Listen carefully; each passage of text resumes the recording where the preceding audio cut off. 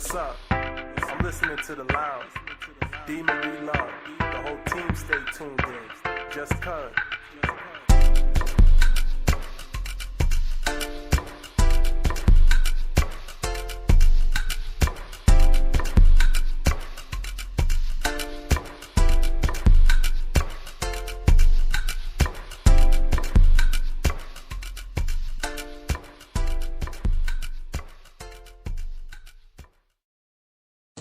Hello, hello, hello. You are listening to The Lounge with Dean Relove and Anissa Nicole. Now, unfortunately, today I don't have my girl Anissa with me, but it's okay because we have a very, very special guest co-hosting with me today. He's going to introduce himself right now. It's Rod P. Hi, everybody. How you doing out there? That is going to be, yes, he is going to be my co-host for today. But don't worry, Anissa will be back next week. She is fine. She just had other obligations. She wasn't able to be here today. But she wants me to tell everyone for her hello and that she's going to miss you guys today.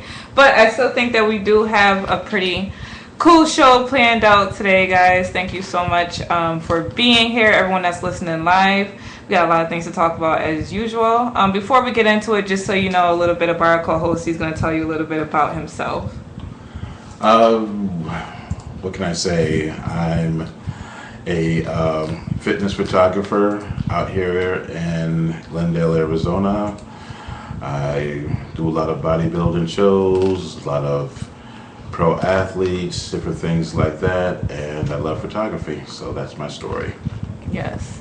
And he is a film buff just like me, which is why a lot of our topics today do revolve around film. Now, a lot of things have happened over the past week. We had the American Music Awards. We had that very last infamous show of Kanye's St. Pablo tour. Chris Brown and Ray J released a new diss track, which is kind of annoying, but I'll talk about that in a minute. We got some exciting news for Dave Chappelle fans and fans of comedy. He's releasing 3 new comedy specials on Netflix, which I'm so excited about. And we have some not so great news for the Walking Dead fans, but we're going to get to that. So first, let's talk about Kanye. I'm kind of sick of every time I have to bring up Kanye lately, it's something negative. But now this problem is a little bit bigger than we all previously thought. Now, are you a Kanye West fan, musically? I am a Kanye West fan as far as music. Mm-hmm. The rest I can do without. But I think that he's a musical genius, and I think a lot of times when it's anybody's particular genius, they're a little bit crazy. You think you have to be a little bit crazy to be a genius? Yes. I think he has said that himself, actually. So, if you don't know, Kanye was on tour for his last album, The Life of Pablo. He was on tour, and we know Kanye, we know he rants and things like that, but it's been like a little bit more these past couple weeks. So he's gone on 2 rants during this tour, and 2 times he has canceled his tour. But this last time, it was kind of like the nail in the coffin. He performed 3 songs, stopped, ranted about Beyonce, who's supposed to be his homegirl, and then ended the show just like that, and then canceled the rest of the tour. And obviously people were upset because people are going to see Kanye perform his songs. They are not going to see Kanye complain about everything. Now, what is his obsession with Beyonce?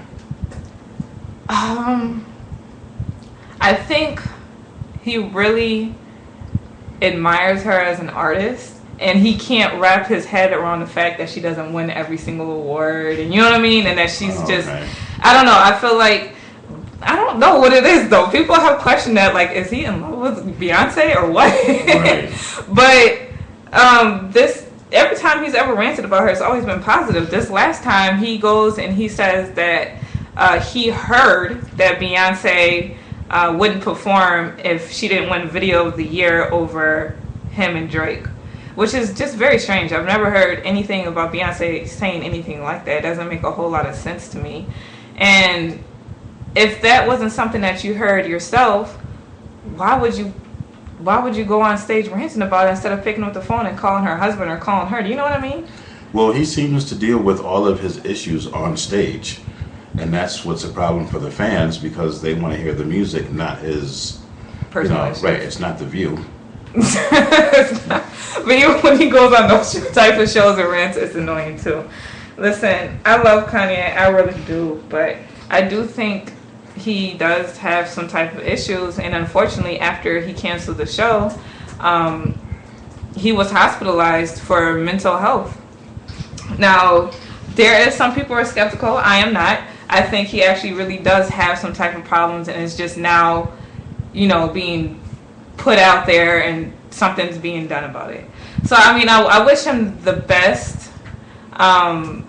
Hopefully when he comes out, it's just a little better. And he's gone through, I said it before, he hasn't been the same since his mother passed. And Kim getting robbed and almost dying and that type of traumatic experience, and how he probably feels that he wasn't there to protect her. All of that is probably getting to him, so it's just pushing the emotions over the service, and now he's getting help. I don't know. What do you think? Do you believe that it's a mental health thing? Wasn't he a little bit calmer when he was with Amber Rose as compared to Kim Kardashian? I don't know, because actually, that very first... Nope, sorry, not the very first outburst. The first outburst, I would say, was like way back in the day. But when that whole Taylor Swift debacle happened, he was with Amber Rose then. Oh, okay. He seemed a lot happier. Yeah. He used to smile all the time. But that incident there and the effect it temporarily took on his career, it kind of just sent him on a spiral. Right. You know what I mean? And then he hit his head on that stop sign. So. I don't know if that has anything to do with it. That's horrible. No. See, Kanye, get better, Kanye, okay? Now, speaking of Kardashians, Chris Brown and Ray J released the diss track that no one asked for, called Famous, and of course they're speaking about ex-girlfriends Kim Kardashian and Karrueche, who, yes, we know, everybody knows at this point Ray J made Kim famous and Chris Brown made Karrueche famous. Like, nobody cares anymore. Ray J and Kim have been broken up for like 10 years. He's a married man. Why is he still talking about it? And why is Chris Brown doing records with Ray J? Why is Chris Brown in the same city as Ray J? Like, why is Ray J relevant at all? Ray J, Love and Hip Hop, I think, probably helped him out. Right, but he's not doing music with Stevie J. I mean, you don't do music with reality stars. Chris Brown is a mega star. Yeah. Ray J is the janitor. You can't do music with him.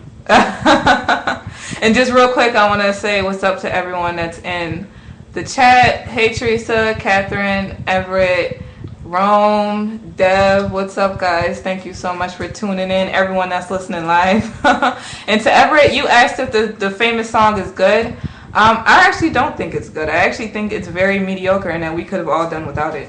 So that makes it even worse that they are putting out diss tracks against... They're like the worst type of ex-boyfriends to have. And if I was Princess Love, Ray J's wife, I would be offended that he's still making records about Kim.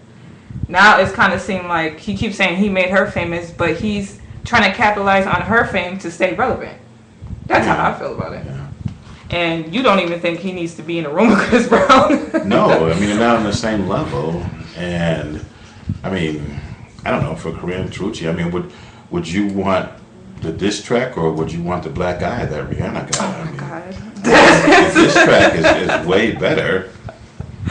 Okay, if I had to choose, I would choose a diss track. But why can't they just be broken up and then we leave it at that, right? He's not that kind of guy. He's got some anger issues going on with him. That's true. And Chris Brown has actually, after the Rihanna incident, he was diagnosed bipolar. So we know for a fact, unlike Kanye, we know for a fact that Chris Brown actually does have some type of issues, but I don't know. I kind of feel like Chris Brown, you talk about Kanye is obsessed with Beyonce. I kind of feel like Chris Brown is obsessed with Karrueche. He talks about her way more than she talks about him since their breakup. Wow. So, I don't know, but no one asked for it. Nobody needs it. They both need to move on with their lives. Like, Kim is married with kids. Like, Karrueche's doing her own thing. Move on. That's all I gotta say about that. And talking about more people having beef. We've talked about this before on the show. The Rock and Vin Diesel are going to be in the new Fast and Furious movie. I think it's Fast 8, if I'm remembering right. There's so many, it's hard to keep up. And we know The Rock became a part of the franchise in the 5th movie, and to me, that's when the franchise went to a whole nother level. Like, those are I know you are a fan of, like, the first 4, right? Like, the original Fast and Furious movies. Oh, no. Isn't? I like the very first one, and then they were all garbage until The Rock came on. Really? Oh, absolutely. Oh, so just the first one and garbage, Right. and then Rock. Right. Okay. Well, then I guess I would agree that for me, the 5th one is when it really went to like colossal heights with this franchise and really took off. And adding The Rock to it was just perfect, and they should have done that beforehand. I think so. I know some people who are hardcore fans kind of had complaints after the 5th movie because they said it was less about the racing and more about like action and things like that. And then all of a sudden it just became like a superhero film. Like they're diving through buildings and cars and doing ridiculous things that wouldn't happen, which is kind of true. That's the same thing that happened with the Die Hard franchise. I mean, he's just a regular cop, against some bad guys, just using his wits. Mm-hmm. And the next thing you know, he's jumping out of airplanes and doing all kind of crazy stuff. That's Hollywood. Mm-hmm. And Everett disagrees with you. He says Too Fast, Too Furious was good. No. That's the one with that's when they brought in Tyrese and I love Tyrese's character. No, his character was fine, but it didn't have any star power. Oh. I mean, I don't know, just without Vin Diesel, it just didn't have that star power. So okay, I didn't, and it's funny because I've seen every movie, but I don't remember like 2 through 4. Oh wait, I've seen every movie but Tokyo Drift. So I don't remember 2 and 3 all that well, so I didn't even realize that Vin wasn't in it. yeah. But yeah, so The Rock came on. I thought that it made it even better. I thought it was a perfect fit. Everybody thought everything was good. Rest in peace, Paul Walker. Unfortunately, he's not going to be a part of this next movie. But, they always have said that they're a family, so it was kind of a shock to everyone. The Rock came out and said, he called Vin Diesel his co-star candy ass. And everybody's like, wait, what's going on? We thought y'all was family. He was like, nope, not really. And a lot of people had different opinions. A lot of people like me said they don't think he should have came out and said it publicly. He should have just went to Vin Diesel and spoke to him as a man, which I guess he did do as well, and it got kind of heated. And some people are like, no, he should put it out there. Vin is being a jerk. So there's been conflicting opinions, but none of our opinions matter because The Rock says he doesn't care. He's like, I have no regrets about putting it out there. It was the truth, and that's it. And he said, once I put it out there, interest shot through the roof. So would the studio have preferred I didn't say it? Of course, but I said it and I meant it. How do you feel about that? Should he have been so public about it, and should he still be talking about it? Or Well, I think absolutely. I mean, he said it to his face, so he didn't do the cowardly thing and just put it online and. He doesn't like a keyboard warrior. I mean, he said it to his face. You know what I mean? Look what you're not being professional. You're making everybody wait on you.